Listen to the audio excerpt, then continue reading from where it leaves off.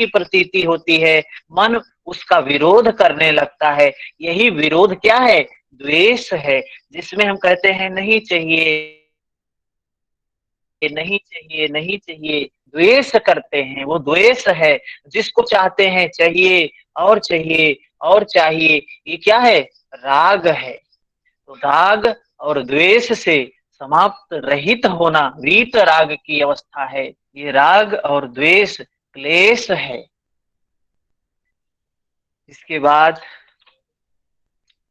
आता है अभिनिवेश। अभिनिवेश क्या है? स्वर सवाही विदुषो अपि तथारूढ़ो अभिनिवेशा। पूर्व निवास के प्रति ममत्व अभिनिवेश है। पूर्व निवास के प्रति ममत्व अभिनिवेश है, जो मूढ़ों की भांति विवेकशील व्यक्तियों में भी परंपरागत स्वभाव से विद्यमान है। जहां हम पहले निवास करते थे, उसके प्रति खिंचाव, आकर्षण अभिनिवेश है। यह स्वर में प्रवाहित होकर जन्म जन्मांतर तक पीछा करता है। सांसारिक निवास हमारा घर नहीं है। यह जो सांसारिक निवास है, ये हमारा घर नहीं है। इसे हमने अपना मान रखा है। ठीक है। तो भगवान कृष्ण भी गीता में कहते हैं, ईश्वर सर्वभूतानां, ईश्वर समस्त भूत प्राणियों के हृदय में निवास करता है। उस हृदय स्थित शरण जाओ, अर्जुन से भगवान कृष्ण कहते हैं। अरुण जी कुछ कहना चाहते हैं? आपका माइक ऑन है।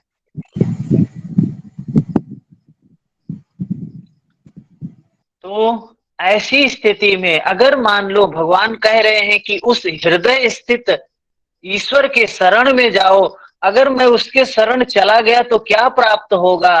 भगवान कृष्ण अगले ही सूत्र में कहते हैं, 18 अध्याय के 62 नंबर श्लोक में, तत्प्रसादात परम शांतिम स्थानम प्राप्यसि शाश्वतम। उसके कृपा प्रसाद से तुम परम शांति प्राप्त कर लोगे, उस निवास स्थान को पा जाओगे जो शाश्वत है। ये परिवर्तन वाला स्थान बदल जाएगा। जो ये परिवर्तन बार बार जन्म मृत्यु का चक्र है, ये छूट जाएगा और शाश्वत स्थान की प्राप्ति हो जाएगी। आपका जहां घर है, आपका जहां जीवन है, जहां सदैव रहने वाले हैं, निवास रहेगा। साधक को इस अभिनिवेश से सतर्क रहना चाहिए। यह अभिनिवेश भटकाने वाला है। स्वयं जी हैं क्या? स्वयं जी ने हमें एक कहानी सुनाई थी, अगर होंगे तो वो सुनाएंगे। जी हरिओम। हाँ स्वयं जी, हरिओम। आपने अभिनिवेश से संबंधित एक सुंदर कहानी सुनाई थी। बहुत अच्छी तरीके से चीजें उसमें बताई गई हैं। क्या है अभिनिवेश? इनकी कहानी से आप सुनेंगे तो थोड़ा सा और क्लियर हो जाएगा। अच्छा मैं लगा तो मुझे सुनकर। हाँ, मैं तो कहता हूँ कि सुनाएंगे आप ही ये। सुनाएं, आपका सुनाने का तरीका बहुत अच्छा है। नहीं नहीं, आप ही बताएं। आपने मुझे सुनाया है तो आप ही इसको सभी को सुनाएं। चलिए, जैसा आप कह रहे हैं। तो ये कहानी है गौतम बुद्ध जी के समय की। तो जब कल मैंने आपका अभिनिवेश पे एक्सप्लेनेशन सुना तो मुझे उस पे पूरा वो ध्यान आ गया। पहले मैंने उसको पढ़ा था। तो वो एक वहाँ भिक्षु रहते हैं। तो उन्हें जैतवन मोनेस्ट्री में, श्रावस्ती के पास में, अयोध्या के ही पास में है। तो वहाँ पे गौतम बुद्ध जी अपने बहुत सारे भिक्षुओं के साथ में रहा करते थे। उन्हें विपश्यना ध्यान, मुक्ति प्रदायिनी विद्या सिखाते थे और शाम को कुछ देर प्रवचन उससे संबंधित किया करते थे। तो एक वहीं पर बौद्ध भिक्षु था, जो उसे कहीं दान में एक बहुत ही खूबसूरत मखमली, जो उस समय का कह सकते हैं कि ब्रांडेड कपड़ा रहा होगा, बहुत ही अच्छी क्वालिटी का रेशमी कोई, उसे एक गेरुआ वस्त्र जो भिक्षु लोग पहनते हैं, वो किसी ने उसे दान में दिया। वो बड़ा अच्छा कपड़ा था, उस समय का बहुत ही अच्छा कपड़ा था। तो वो उसका एक चीवर सिलाते हैं और उससे उन्हें बहुत ज्यादा आसक्ति होती है कि अगर कहीं पानी का छींटा पड़ जाए धूल भी लग जाए या कुछ भी हो जाए तो उन्हें बड़ा बुरा लगता था। उसके साथ में उनका बहुत ज़्यादा चिपकाव था। तो उसी दौरान उनकी किन्हीं कारणों से मृत्यु हो जाती है। तो क्रियाकर्म करने के बाद में जब शाम को भिक्षु लोग इकट्ठा होते हैं तो पूछते हैं कि भंते गौतम बुद्ध जी से कि जिस भिक्षु की मृत्यु हुई है ये तो शील में बड़ा ही पका हुआ साधक था और समाधि का भी बहुत ही अच्छे से अभ्यास कर रहा था। तो ये इसको तो जरूर बहुत ही अच्छा लोक मिला होगा, कम से कम देवलोक तो मिला ही होगा, क्योंकि इनकी साधना ऐसी थी और शील में बहुत ही अच्छे थे। तो गौतम बुद्ध जी बताते हैं, वो अपने देखते हैं, अपने विजुलाइज करते हैं तो वो देखते हैं, कहते हैं नहीं रे, वो इस समय वो बहुत ही निकृष्ट योनि में जन्म हुआ है। सब लोग पूछते हैं कि ऐसी कौन सी योनि में उनका जन्म हुआ है। तो वो बताते हैं कि इस समय वो चीलर बन के पैदा हुआ है और उसे इतनी ज्यादा आसक्ति थी उस रेशमी कपड़े से कि जब आप किसी चीज के बारे में आपका लगाव, आपकी आसक्ति, आपका जुड़ाव बहुत ही ज्यादा होता है तो मृत्यु के समय ऐसे ही दबे हुए पावरफुल संस्कार उठते हैं, अपना सिर उठाते हैं और उसी तरह की तरंगों से समरस होकर उसी प्रकार की योनि में जन्म लेते हैं। तो वो मृत्यु के समय उसका चिपकाव अपने उस कपड़े से इतना ज्यादा था कि वो एक चीलर बनकर पैदा हुआ है और उसी चीवर के अंदर है जो लोगों ने बाहर टांग दिया था। मृत्यु के बाद में लोग कपड़े बाहर टांग देते हैं या बाद में फिर उसको फेंक देते हैं। तो उन्होंने बताया कि अभी वो उसी में है, उसी में उसका जन्म हुआ है।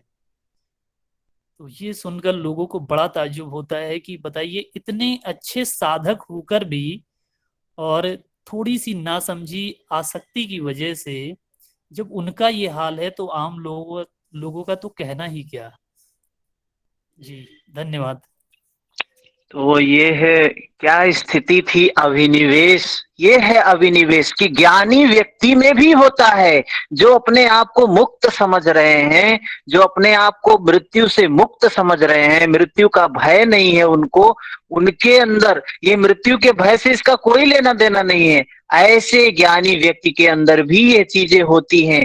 ये जो लगाव होता है, आसक्ति होती है, यह चीज जीवन जहां जहां रहता आया है उस पूर्व निवास के प्रति आकर्षण, और ये चीजें जब जागती हैं, ये संस्कार जब जागते हैं, ये हमें नया भाव दिलाते हैं। अपने उपनिषदों में भी यही चीजें कही गई हैं कि ये उदान वायु क्या करती है, संस्कारों का संचय करती है और उसके बाद नया भव दिलाती है, नया जन्म दिलाती है। तो ये संस्कार ही होते हैं जो मृत्यु के समय अपना सिर उठाते हैं और नया जन्म हमको दिलाते हैं। तो ये अभिनिवेश से योगी को सावधान रहना चाहिए। ठीक है। उसके बाद क्या कहते हैं, आगे बताते हैं कैसे इस क्लेशों का क्या करना है। ते प्रति प्रसव हेया सूक्ष्म, क्रिया योग के द्वारा इन क्लेशों को कम किया जा सकता है, तनु किया जा सकता है। पहले ही क्रिया योग का वर्णन किया।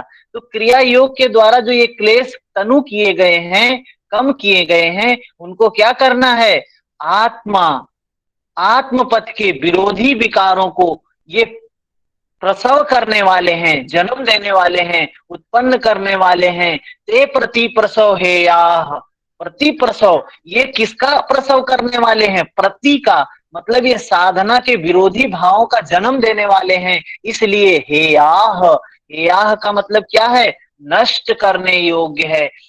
भगवान बुद्ध ने 4 आर्य सत्य बताए हैं। 4 आर्य सत्य हैं, क्या क्या, हेय उन्होंने कहा दुख है, इस जीवन में दुख ये प्रथम सत्य है। दुख है, दुख का कारण है, दुख मुक्ति की अवस्था है और दुख का मुक्ति का उपाय भी है। 4 चीजें उन्होंने बताई हैं। ऐसे ही महर्षि पतंजलि ने भी 4 बात बताया है, हेय, हेतु, हान, हानोपाय। जिसको भगवान बुद्ध ने क्या कहा, 4 आर्य सत्य हैं। और अपने यहाँ योग सूत्र में इसको क्या बोलते हैं, चतुर्व्यूह। तो मैं प्रश्न में भी आता है कि चतुर्व्यूह क्या है, अपने योग सूत्र का चतुर्व्यूह है हेय, हेय का मतलब क्या है? दुख है, और उस दुख को त्याज्य है, दुख का त्याग करना चाहिए, दुख से निवृत्ति होनी चाहिए। और ये जो दुख है इसका कोई न कोई कारण होगा, हेय हेतु होगा। और उसके बाद हान क्या है? दुख मुक्त की अवस्था है हान। और हानोपाय क्या है? सुबह के प्रश्न में भी था हानोपाय, विवेक ख्यातिर विपलवा हानोपाया, विवेक ख्याति है इस दुख से मुक्त होने का उपाय, जिसको कहा हानोपाय। तो क्या बताया? ते प्रति प्रसो हेयाह सूक्ष्म, ये क्रिया योग के द्वारा जो सूक्ष्म किए गए क्लेश हैं, जो आत्म पथ के साधना के विरोधी विकारों को जन्म देने वाले हैं, इनको नष्ट करने योग्य हैं। हे आह, हे हैं ये नष्ट करने योग्य हैं, दुख हैं ये नष्ट करने योग्य हैं। तो ये क्लेशों के विपरीत परिणाम प्राप्त करने का उपाय क्या है? इनसे मुक्ति का उपाय क्या है? अगले सूत्र में बताते हैं महर्षि पतंजलि। ध्यान हेयाह तद्वृत्तयः, ध्यान हेयाह तद्वृत्तयः। क्या कहते हैं? क्लेश से संयुक्त जो वृत्तियां हैं ध्यान द्वारा नाश करने योग्य है। इनको ध्यान से, साधना से नष्ट किया जा सकता है। क्लेशों की समाप्ति हेतु ध्यान धरना होगा, बिना ध्यान के ये समाप्त नहीं होंगे। ध्यान की विधि कहाँ बताया है? तीसरे पाद में बताया है। क्या है? तत्र प्रत्येकता नता ध्यानम, वहां बताया है ध्यान। जहां कहा गया है कि अभ्यास में चित्त को जहां लगाया जाए वहां वृत्ति एक रस चले, एकता नता ध्यानम, एक तार जैसे तैल धारावत अविच्छिन्नम, एक तैल की धारा के समान ये चले तो क्या होगा? इनका भटकाव, भटकन नहीं होना चाहिए, उच्चन नहीं होना चाहिए, भटकाव नहीं होना चाहिए चित्त की वृत्ति में। ध्यान द्वारा इन क्लेशों को मिटाना ही होगा, क्योंकि ये क्या है? शुभ और अशुभ, पुण्य और पाप, कर्म संस्कार दुख के ही कारण है। ये जो कर्म होते हैं, चाहे पुण्य हो चाहे अपुण्य हो, चाहे क्लिष्ट हो चाहे अक्लिष्ट हो, चाहे शुभ हो चाहे अशुभ हो, ये क्या करने वाले हैं? ये दुख के ही कारण है, ये दुख ही देने वाले हैं। ठीक है ना?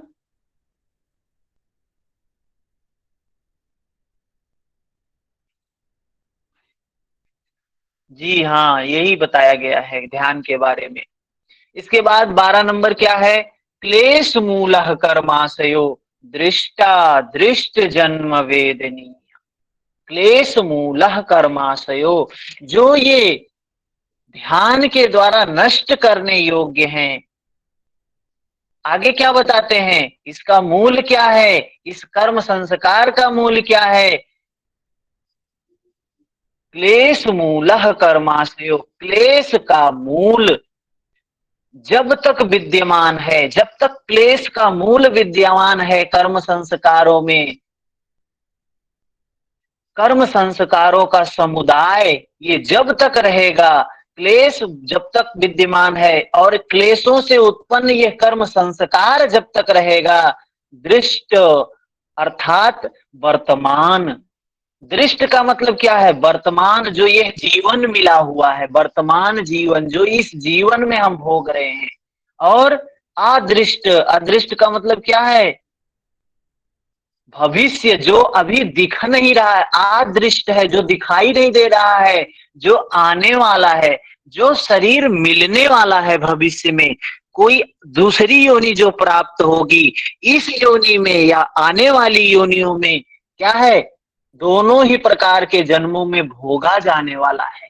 जो ये क्लेश से जो हम कर्म करते हैं, इन कर्मों से जो संस्कार का निर्माण होता है, उसका भोग कब होगा? दृष्ट इस वर्तमान जीवन में होगा, या फिर अदृष्ट भविष्य के आने वाले जीवन में होगा।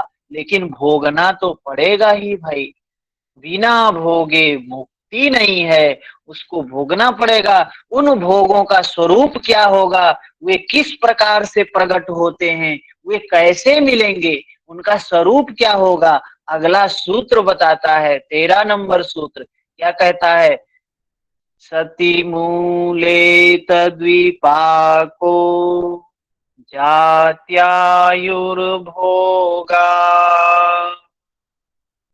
सति मूले तद्विपाको जात्यायुर्भोगा। अर्थात क्लेश रूपी मूल विद्यमान रहने तक, जब तक क्लेश का मूल विद्यमान रहेगा, तद्विपाको, तब तक उस कर्म संस्कार के संग्रह का परिणाम क्या होगा, क्या मिलेगा, उसका फल क्या मिलेगा, उसका विपाक क्या मिलेगा, कर्म के संस्कारों का जो फल होगा क्या होगा, जन्म होगा, आपका जन्म होगा, नया जन्म होगा, पुनर्जन्म होगा। पुनर्जन्म का मतलब क्या है, अभी मनुष्य का शरीर है, फिर से मनुष्य का शरीर मिल गया, पुनर्जन्म हो गया।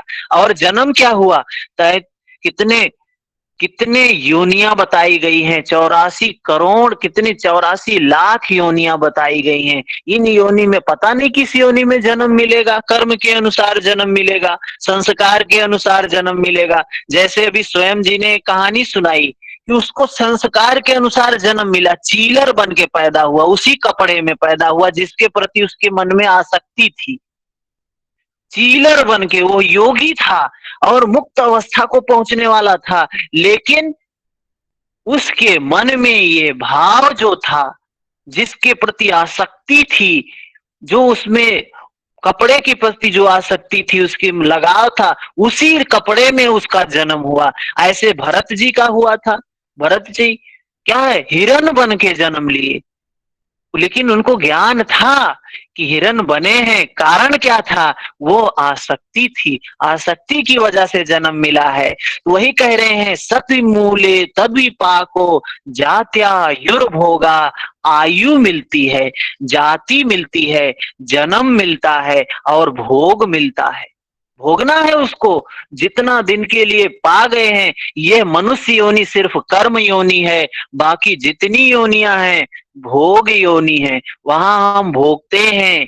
कुत्ता, बिल्ली, सांप, बिच्छू, ये जीव जंतु कर्म नहीं करते हैं, ये सिर्फ भोगते हैं। मनुष्य है जो कर्म करता है। मनुष्य यहाँ से निम्न योनि में भी जा सकता है, उच्च योनि में भी जा सकता है, मुक्त भी हो सकता है, उस परम आनंद की स्थिति, परमात्मा की स्थिति भी प्राप्त कर सकता है। ठीक है जी। एक कहानी थी, उसको सुना दिया था, अभी उसको फिर से नहीं सुना सकते हैं। आप लेट में थोड़ा सा जुड़े। तो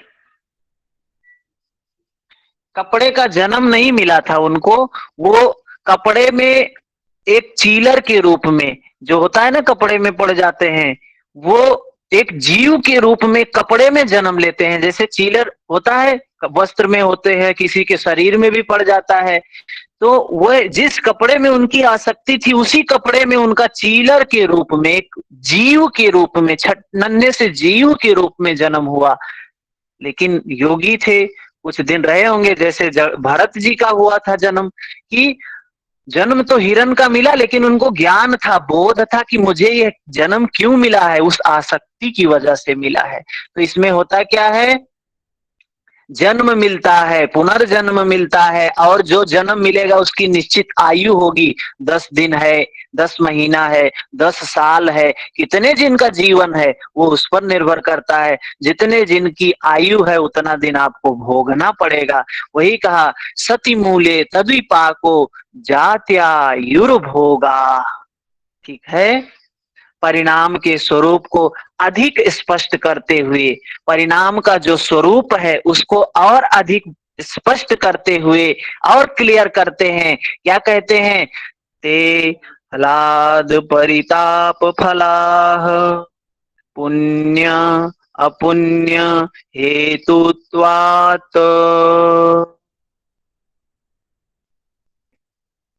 क्या है, ते ह्लाद परिताप, वो जो जन्म मिलेगा, जो आयु मिलेगी, जो भोग मिलेगा, वे जन्म, आयु और भोग में हर्ष होगा, ह्लाद हर्ष होगा, और शोक परिताप शोक होगा। शोक रूपी ह्लाद और परिताप रूपी फल देने वाले होते हैं, क्योंकि उनके कारण वे हैं पुण्य कर्म, पाप कर्म।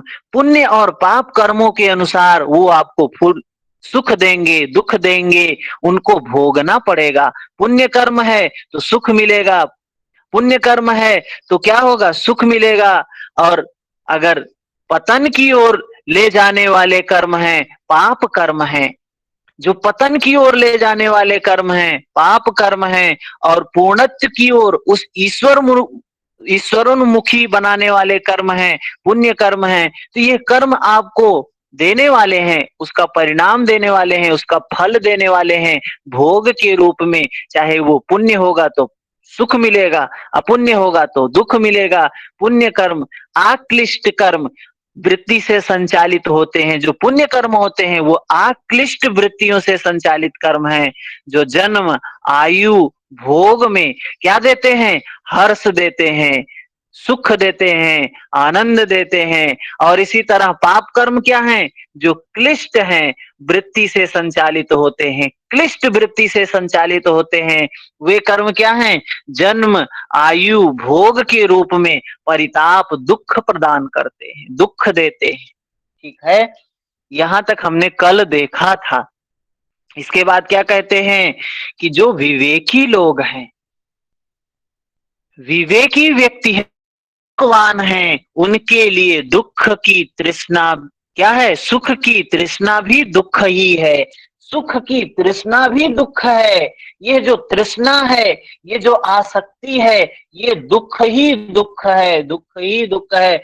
हठ योग में भी हमने पढ़ा, सारी तृष्णा समाप्त हो जाती है, सारी आसक्ति समाप्त हो जाती है। क्या हो जाता है, योगी मनोन्मनी अवस्था, उन्मनी अवस्था, राजयोग की अवस्था, कितना वर्णन किया है। ऐसी स्थिति में क्या होता है, जब योगी को, व्यक्ति को ये विवेक होगा, विवेकवान जो व्यक्ति होगा, उसको सर्वम दुखम, भगवान बुद्ध को जब बोधि प्राप्त होती है तो बोलते हैं सर्वम दुखम, सब दुख ही है। यह सिर्फ प्रतीत होता है सुख है, सुख है, सुख है, लेकिन सच्चाई तो यह है कि सब दुख ही है, सुख है ही नहीं, सिर्फ सुख का भास होता है। शंकराचार्य जी ने भी यही कहा है। 3 प्रकार की सत्ताओं का वर्णन किया है। 3 सत्ता हमने देखा था, कौन कौन सी सत्ता थी, प्रातिभाषिक सत्ता, व्यवहारिक सत्ता, पारमार्थिक सत्ता।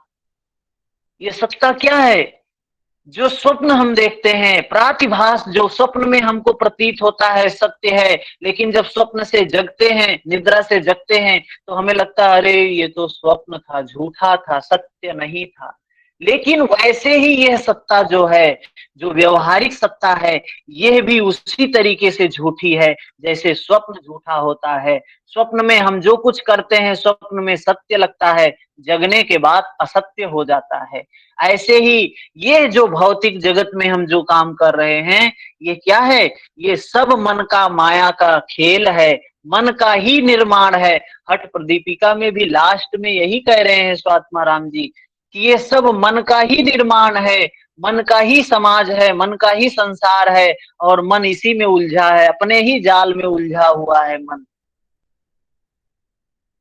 तो ये जब व्यक्ति की मृत्यु होती है, या जब वो अवस्था प्राप्त होती है, जो विवेक जब जागृत होता है, तब ये सब चीजें क्या दिखाई देती हैं, परिणाम ताप संस्कार दुख गुण वृत्ति विरोधात च दुखमेव सर्वं विवेकिना।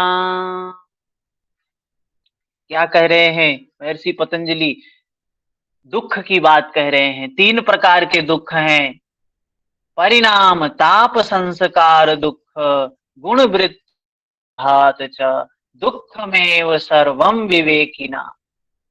ठीक है, दुखमेव सर्वम विवेकिना। जो सर्वम, जो विवेकी व्यक्ति हैं, जो विवेकवान व्यक्ति हैं, उनको सब जगह दुख ही दुख दिखाई देता है। इसका थोड़ा सा अर्थ अलग है, उसको समझाना अभी आज के लिए पॉसिबल नहीं है। हम प्रैक्टिकल एग्जाम के दृष्टिकोण से इसको समझने का प्रयास करेंगे, क्योंकि वहां जाना मतलब कि काफी टाइम लगाना है। आगे की ये 15 नंबर, 16 नंबर, 17 नंबर सूत्र जो हैं, ये अध्यात्म की दृष्टि से, साधना की दृष्टि से बिल्कुल अलग है। जैसे अभिनिवेश था, अभिनिवेश जिस तरीके से अलग था कि हम सोचे थे कुछ और था कुछ, ऐसे ही इन सूत्रों में भी है। 15, 16, 17 ये जो सूत्र हैं ये थोड़े से अलग हैं, लेकिन प्रयास करेंगे कि समझ में आए। परिणाम दुख, ताप दुख, संस्कार दुख, ये 3 प्रकार के दुख की बात करते हैं। और शंकराचार्य ने भी, आदि शंकराचार्य जी ने भी 3 प्रकार के दुखों की बात की है। वो स्वामी तुलसीदास जी ने भी रामचरितमानस में 3 प्रकार के दुखों की बात की है। दैहिक, दैविक, भौतिक, तापा, ऐसे करके उन्होंने एक दिया है, दोहा है उनका। तो ये दुख की जो बात होती है, 3 प्रकार के दुखों की बात होती है। और इन्हीं के शांति के लिए हम 3 बार बोलते हैं, शांति, शांति, शांति।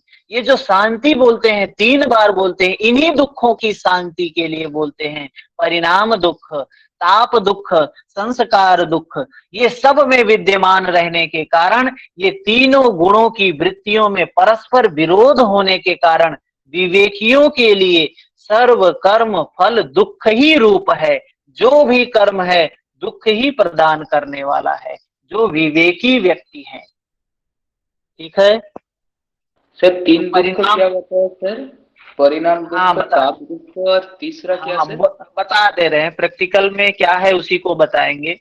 परिणाम दुख, परिणाम दुख क्या होता है? जो हम कर्म करते हैं, जो कर्म का फल प्राप्त होता है, भोग काल में ये सुख प्राप्त होता है। जब हम इस भोग कर रहे हैं, जो भी कर्म हमने किया है, जो हमको उसका भोग करते हैं, तो सुख की जो प्राप्ति होती है, सुख प्रतीत होता है। परिणाम दुख, ये उस समय तो हमें अच्छा लगता है, लेकिन उसका परिणाम क्या होता है? बाद में उसका परिणाम, उसका नतीजा दुख ही आता है।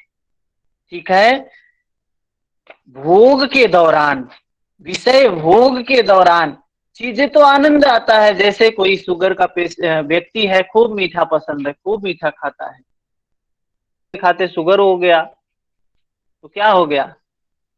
अब वही उसको दुख देने लगा, ढेर सारी बीमारियां आ गई, उसके इम्यून सिस्टम उसका कमजोर हो गया, बहुत सारी विकार आ गए। तो ये क्या है? परिणाम दुख।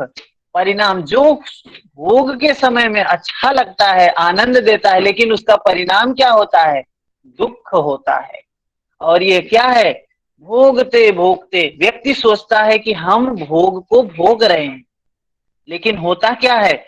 वो भोग को नहीं भोग रहा है, भोग तो वैसे के वैसा बना रहता है, तृष्णा भी वैसे के वैसे बनी रहती है, सिर्फ व्यक्ति ही नष्ट हो जाता है। जैसे शराब पीने वाला व्यक्ति जो होता है, वो सोचता है मैं शराब पी रहा हूं, मैं शराब पी रहा हूं, लेकिन शराब तो उसी को पी जाती है, वो नष्ट हो जाता है, घर बार सब नष्ट हो जाता है, घर के परिवार, बच्चे, पत्नी सब छोड़ देते हैं, समाज छोड़ देता है, लेकिन दारू शराब वैसे बनी रहती है, तृष्णा वैसे बनी रहती है। और व्यक्ति क्या सोचता है? मैं पी रहा हूं, मैं भोग कर रहा हूं, मैं भोग कर रहा हूं। कहाँ वो भोग कर रहा है? वो तो भोग बना हुआ है ना। तो जो विवेकी व्यक्ति होगा, उसको ये ज्ञान हो जाता है कि ये क्या है, ये भोग को जो हम सोच रहे हैं कि हम भोग कर रहे हैं, हम उसके भोग बने हुए हैं, हम उसके आहार बने हुए हैं। हम सोच रहे हैं हम उसको खा रहे हैं, लेकिन वो हमको खा रहा है। इस कैसे पता चलता है? जब किसी का अस्तित्व मिटे, तो उसको हम कहेंगे कि हमने इसका भोग किया। वो तो वैसे के वैसे बना है, तृष्णा तो वैसे के वैसे बनी हुई है, और हम कह रहे हैं हम भोग कर रहे हैं। और हमारा शरीर नष्ट होता जा रहा है, हम जर्जरित होते जा रहे हैं, बूढ़े होते जा रहे हैं, लीवर फेल हो गया, किडनी फेल हो गई, सब कुछ फेल हो रहा है, मर गया आदमी। और दारू तो ऐसे, शराब तो ऐसे ही बनी हुई है। तो मतलब क्या है? ये दुख है, परिणाम दुख है। इसके बाद बताया ताप दुख। ताप दुख क्या है? ये जो ताप दुख है, सभी प्रकार के जो भोग रूप सुख हैं, ये विनाशशील हैं, समाप्त होने वाले हैं। ये परिणाम दुख समझ में आया? लिख के यस भेजें अगर समझ में आया, नहीं समझ में आया तो भी लिख के भेजें, स्पष्ट करूं फिर से इसको।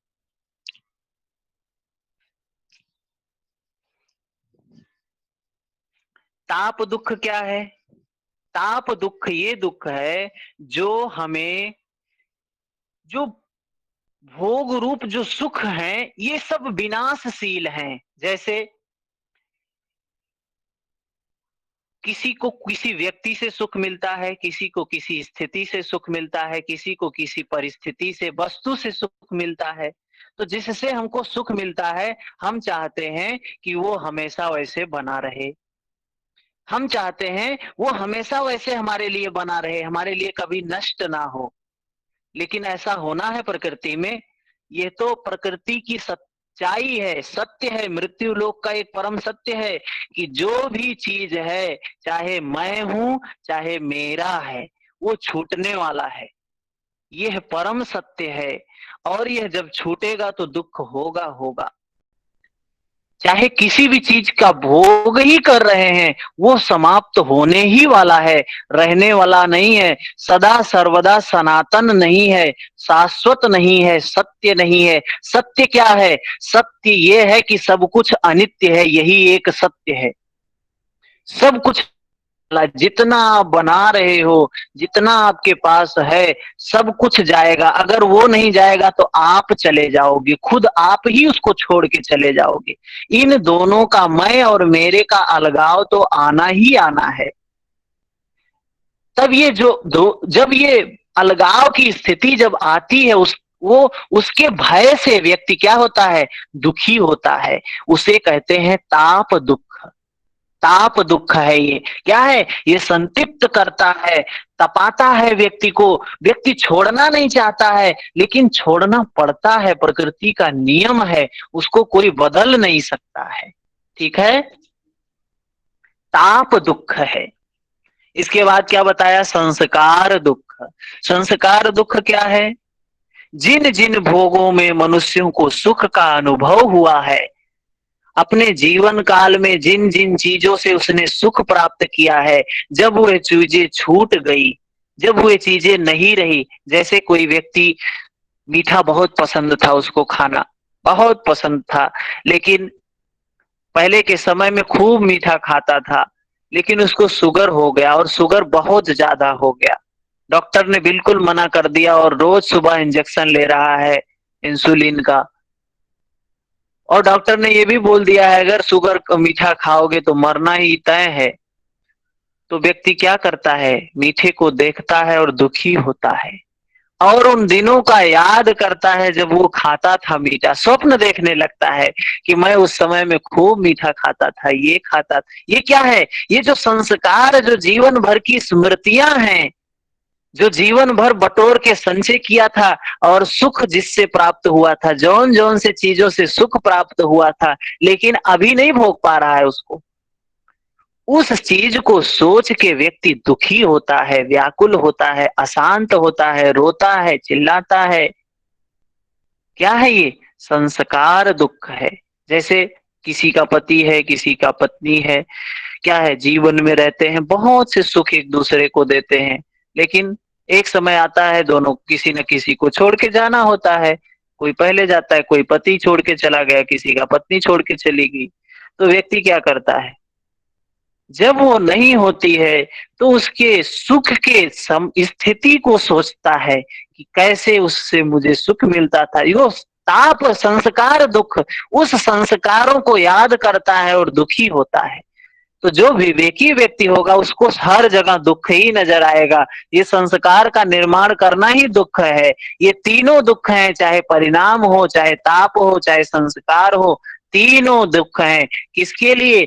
एक विवेकी व्यक्ति के लिए। विवेक, जिसका ज्ञान विवेकज ज्ञान होगा, प्रज्ञा वाला ज्ञान होगा, विद्या वाला ज्ञान होगा, उसके लिए सर्वम दुखम, महर्षि पतंजलि ऐसा बोल रहे हैं। समझ में आया 15 नंबर सूत्र? यस लिख के भेजें तो आगे चलें।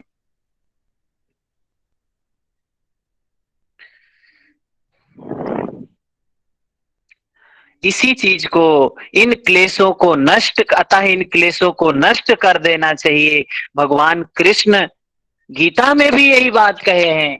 क्या है? 18 नंबर का 38 नंबर श्लोक है। अगर आपके पास गीता है तो खोल के देख सकते हैं। 18 नंबर 18 अध्याय 38 नंबर श्लोक। 18 अध्याय 38 नंबर श्लोक। क्या कह रहे हैं भगवान कृष्ण गीता में?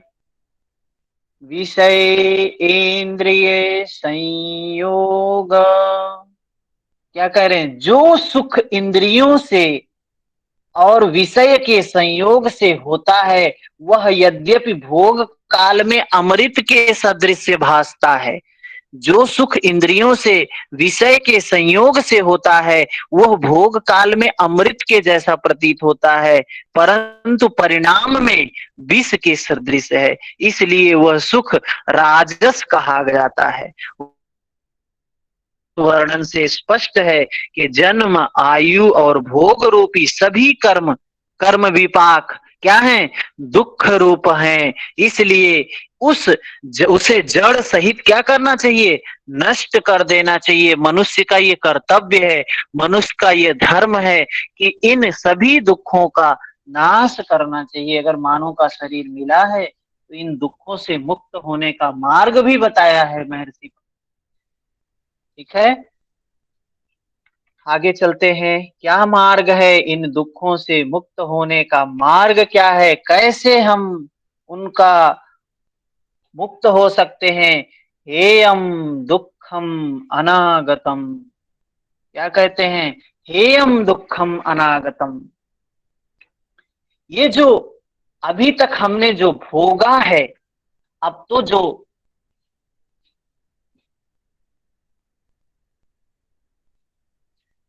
अभी तक जो हमने भोग किया है वो तो चले गए हैं, चाहे दुख था चाहे सुख था, अब वो तो चले गए हैं। जो बीत गए हैं सो बीत गए हैं। अब हमको क्या करना चाहिए? कम से कम जो आने वाले हैं, जो आने वाले हैं उन दुखों से हमको क्या करना चाहिए? छुटकारा पाने का उपाय करना चाहिए। जो दुख अभी आने वाले हैं, अब कल की बात बना ले रे, हरिओम। जो बीती बीत गई। जी, कुछ कहना चाह रहे हैं? क्षमा करें, कंटिन्यू रखें, कुछ नहीं कहना चाह रहा। केवल इसमें थोड़ा सा वॉइस चेक रहा था लैपटॉप में। क्या कह रहे हैं? अब कल की बात बना ले रे, जो बीती बीत गई, दुनिया की रीत यही। प्रेरणा जी, ग्रुप में कोई पीडीएफ हमने नहीं भेजा है अभी। ठीक है, अभी जब कराएंगे तो भेजेंगे, अभी नहीं भेजा है। अभी भेजूंगा, जब यहाँ पे करवाऊंगा तभी भेजूंगा उसको। तो क्या कह रहे हैं? कर्मों के दुख रूप फल का जो अंश व्यतीत हो चुका, जो बीत गया है वह तो बीत गया है। अब उसके बारे में सोचने से कुछ नहीं मिलेगा।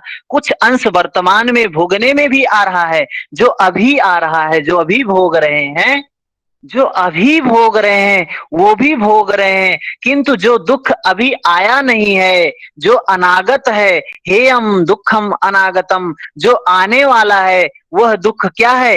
हेय है। हेय का मतलब क्या है? नष्ट करने योग्य है। महर्षि पतंजलि कह रहे हैं जो दुख अभी तक आपने नहीं भोगा है उन दुखों को नष्ट करने योग्य है। मनुष्य का शरीर मिला है, उन दुखों से बच सकते हैं आप। क्या है? नष्ट कैसे करें उन दुखों की? उन दुखों को नष्ट कैसे करें? उनकी विधि क्या है? सूत्रों को सुनने में अगर ध्यान रखेंगे तो बात ज्यादा। अगर टारगेट छोटा है, एग्जाम ही टारगेट है, तो कुछ भी नहीं प्राप्त होगा, जीवन भर ऐसे ही प्रयास करते रहेंगे। लेकिन अगर ज्ञान टारगेट है कि हमको नॉलेज चाहिए, हमको ज्ञान चाहिए, तो ये एग्जाम छोटी चीज है। एग्जाम बहुत बड़ी चीज नहीं है, कोई भी एग्जाम हो, सब छोटा है। लेकिन आप उसके योग्य हो जाएंगे तो वह प्राप्त हो जाएगा। तो कैसे हम उन दुखों नष्ट कैसे करें? उनकी विधि क्या है? इन जो आए नहीं है, जो दुख अभी आए नहीं है, उनसे मुक्ति कैसे प्राप्त हो सकती है? उसके लिए कहते हैं, अगला सूत्र बोलता है 17 नंबर सूत्र, क्या कहता है? दृष्ट दृश्यो संयोगो हे अहेतु, दृष्ट दृश्यो संयोगो हे अहेतु। ये हेतु क्या है? दुख का कारण क्या है? इसके लिए बताते हैं कि यह जो दुख अभी आया नहीं है उसका कारण क्या है? दृष्टा और दृश्य के संयोग हे का कारण है। इन दोनों का कारण क्या है? दृष्टा और दृश्य के संयोग। इन दुख, ये हे हेतु है। पूछा जा सकता है आपके प्रश्न में, हे हेतु क्या है? जैसे सुबह का प्रश्न में था, हानोपाय क्या है? सुबह में हमने जो ऑब्जेक्टिव प्रश्न किया था उसमें था हानोपाय क्या है। हानोपाय के लिए बोला गया था विवेक ख्यातिर विपलवा, विवेक ज्ञान हानोपाय है। और हे हेतु क्या है? दुख का कारण क्या है? दृष्ट दृश्यो संयोगो हे हेतु, दृष्टा और दृश्य इन दोनों का, दृश्य और दृश्य, दृष्टा और दृश्य का संयोग हे हेतु है, दुख का कारण है। इसके बाद दृष्ट, दृष्टा का स्वरूप बताते हैं, दृश्य का स्वरूप बताते हैं। दृश्य क्या है? देखें, अभी तक दृश्य का जो स्वरूप हमने देखा है, हम सभी ने समझा है, उसी अर्थों में समझेंगे, लेकिन इसका साधना की दृष्टि से, अध्यात्म की दृष्टि से बिल्कुल अलग अर्थ है। लेकिन वो उसका अर्थ एग्जाम की दृष्टि से नहीं सही होगा, तो हमको एग्जाम की दृष्टि से ही यहाँ समझना है। जो प्रकृति बताए हैं क्या है? प्रकाश क्रिया स्थितिशीलम भूतेन्द्रियात्मकम भोगापवर्गार्थम दृश्यम। क्या कह रहे हैं? प्रकाश, क्रिया और स्थिति जिसका स्वभाव है, प्रकाश क्रिया स्थिति जिसका स्वभाव है, भूत और इंद्रियां जिसका क्या है? प्रगट स्वरूप है। भूतेन्द्रियात्मकम, ये भूत, भूत क्या है? ये जो पंच महाभूत से जो शरीर का निर्माण हुआ है। इंद्रियां, इंद्रियां क्या है? पंच ज्ञान इंद्रियां, पंच कर्म इंद्रियां और ये मन, ये सब क्या है? प्रकृति के ही तत्व हैं। ये क्या, इनका प्रयोजन क्या है? भोगापवर्गार्थम दृश्यम, अर्थात पुरुष के लिए, उस चेतन तत्व के लिए क्या है? भोग और मोक्ष का संपादन करना ही इनका प्रयोजन है। ऐसा वह दृश्य है। दृश्य क्या है?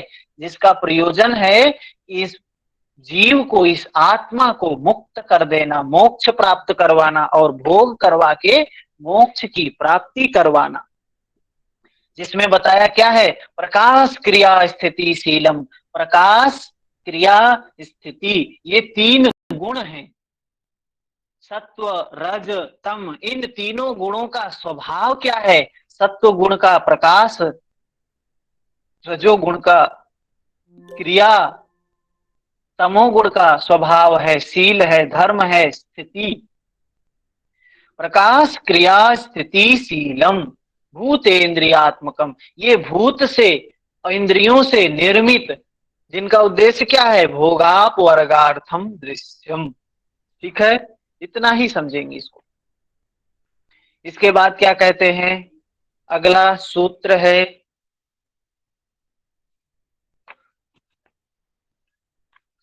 अब ये जो कैसे इसका संपादन करेंगे, ये स्थिति कैसे आती है, प्रकृति का स्वरूप बताते हैं। विशेष अविशेष लिंग मात्रा, विशेष अविशेष लिंग मात्रा लिंगानी गुण परवानी। वृंदावन जी समझ में नहीं आया ये सूत्र? क्या कह रहे हैं इसमें? प्रकाश क्रिया स्थिति शीलम, इस प्रकृति का वर्णन कर रहे हैं, प्रकृति के स्वरूप का वर्णन यहाँ पे इन्होंने किया है। ये जो प्रकृति है, प्रकृति क्या है? जो जड़ है, जो अंधकार स्वरूप है, जो अज्ञान स्वरूप है प्रकृति, जो ये हमारे चित्त है, मन है, बुद्धि है, अहंकार है, ये इंद्रियां हैं, ये विषय हैं, इस जगत में जो कुछ भी है, जड़ है, वो क्या है? प्रकृति है। और इस प्रकृति का उद्देश्य क्या है? भोगापवर्गार्थम दृश्यम, भोग करवाना और अपवर्ग प्राप्त कर देना, ये प्रकृति का उद्देश्य है। हमारे एग्जाम के दृष्टिकोण से हम भविष्य में कभी रिवीजन करेंगे तो इसका स्पिरिचुअल मीनिंग क्या है, इसका सही अर्थ क्या है, उसको समझेंगे। उन चीजों को अगर हम यहाँ नहीं समझ सकते हैं, क्योंकि ज्यादातर लोग एग्जाम के ही पॉइंट ऑफ व्यू से यहाँ पर हैं, ठीक है। और अध्यात्म की दृष्टि से इसका दृष्टिकोण दूसरा है। इस सूत्र का जो मतलब है अलग है, लेकिन हमें यहाँ पे यही समझना है, यूजीसी भी यही मानती है, ठीक है। प्रकाश, क्रिया, स्थिति, शीलम, ये जो तीन गुण हैं, सत्व, रज, तम, इन तीनों गुणों के ये तीन धर्म हैं। सत्व का धर्म है प्रकाश, रजोगुण का धर्म है क्रियाशील होना, तमोगुण का धर्म है स्थिति। तो ये प्रकाश, क्रिया, स्थिति, शीलम और भोगापवर्गार्थम दृश्यम, जिनका काम क्या है? भोग की प्राप्ति, अपवर्ग को प्रदान करना, ये है उसका उद्देश्य, ठीक है। इसके बाद क्या कहते हैं? विशेष अविशेष लिंग मात्रा लिंगानी गुण परवानी, इसके प्रकृति के भागों को बांटते हैं। क्या है भाग? जैसे हमने पढ़ा है, ये प्रश्न भी यहीं से आता है, इसलिए हमको यहाँ पे इसको समझाना पड़ रहा है, इसको समझना भी उसी तरीके से है। विशेष, चार भाग इन्होंने बताया, विशेष, अविशेष और लिंग और अलिंग। तो अलिंग किसको बोलते हैं? अलिंग बोलते हैं प्रकृति को। प्रकृति की जो साम्यावस्था होती है उसको बोलते हैं अलिंग। जब प्रकृति अव्यक्त होती है तो उसको बोलते हैं अलिंग। तो उसमें कितने तत्व आएंगे? एक ही है, प्रकृति, ठीक। अलिंग कौन है? प्रकृति है। प्रश्न यही आ सकता है कि प्रकृति अलिंग कितना है, प्रकृति कितनी है? तो प्रकृति एक ही है अपने आप में। प्रकृति में तीन गुण हैं, सत्व, रज, तम, ठीक है। जब प्रकृति व्यक्त हो जाती है तो उसको कहते हैं लिंग। जब व्यक्त हो जाती है तो क्या हो जी? अभी जब व्यक्त नहीं थी, अव्यक्त थी तो अलिंग बोला उसको, लेकिन जब व्यक्त हो गई तो लिंग हो गया। और वो कितना है? एक है। सांख्य में हमने पढ़ा है विस्तार से, क्या कौन कौन सी चीजें हैं? सांख्य में हमने पढ़ा है कि प्रकृति से महत की उत्पत्ति होती है। तो ये जो महत तत्व है ये क्या है? लिंग है, इसको बोला गया है, ठीक है। उसके बाद क्या है? विशेष, अविशेष। अविशेष कौन से हैं? जो खुद किसी से उत्पन्न होते हैं और किसी को उत्पन्न भी करते हैं। तो जो व्यक्ति ये सांख्य फिलोसफी की 24 तत्वों की उत्पत्ति की श्रृंखला को जिन्होंने पढ़ा होगा, ये बात उन्हीं को समझ में आएगी। कोई है ऐसा जो नहीं पढ़ा है? कोई ऐसा भी है जो सांख्य के 24 तत्वों का वर्णन नहीं जानता है? नहीं पढ़ा सर। आपने भी नहीं पढ़ा है? जी सर, मैंने भी नहीं पढ़ा।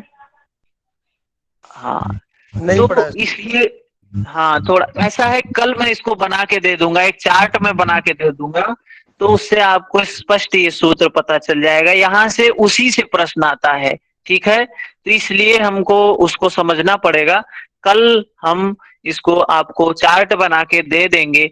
इसलिए आज नहीं बनाया कि हमको लगा कि काफी लोग हैं, जो भी हैं सभी जानते हैं। तो प्रकृति जो है, आप लिख भी सकते हैं, लिख लें। अच्छा, मैं बोल देता हूँ, लिख लें इसको, ठीक है।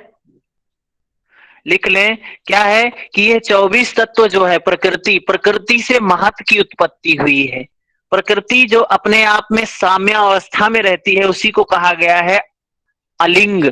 जब प्रकृति व्यक्त होती है तो प्रकृति से महत की उत्पत्ति होती है। महत को ही इसमें गीता में बोला गया है बुद्धि को महत बोला गया है। तो बुद्धि महत है, शॉर्टकट में बुद्धि लिख सकते हैं। महत से अहंकार की उत्पत्ति होती है। अहंकार से तीन गुणों की, इसको ऐसे बांटा गया है समझने के लिए है। ये तीन गुण हैं, कौन कौन से हैं? सत्व, रज, तम। ये 3 गुण हैं, सत्व, रज, तम। ठीक है। सत्व गुण से क्या क्या उत्पन्न हुआ है?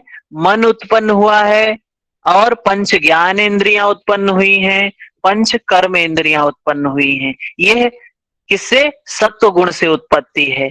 फिर उसके बाद रजोगुण से कुछ नहीं उत्पन्न होता है। रजोगुण का धर्म क्या है?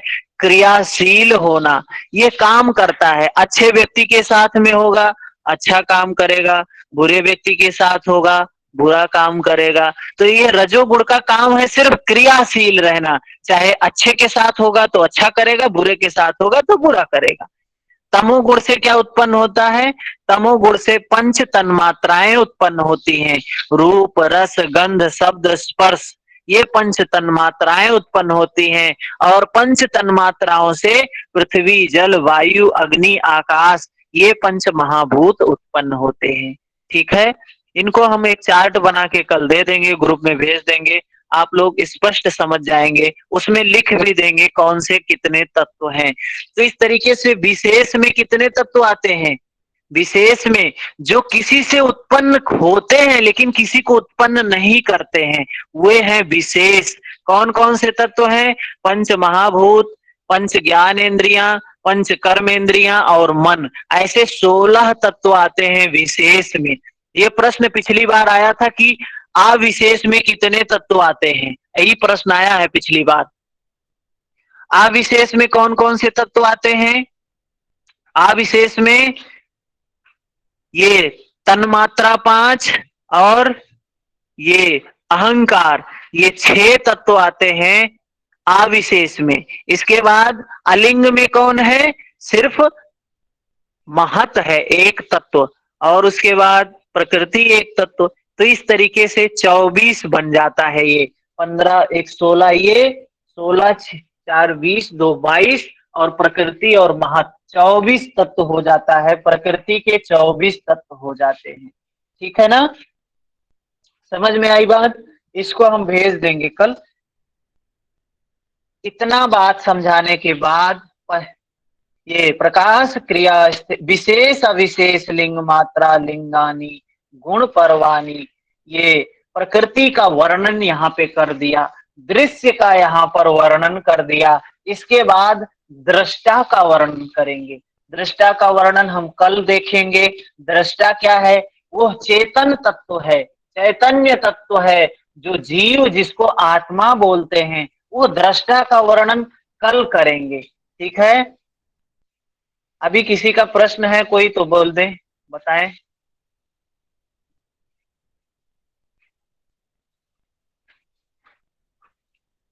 किसी का कोई प्रश्न है तो बताएं।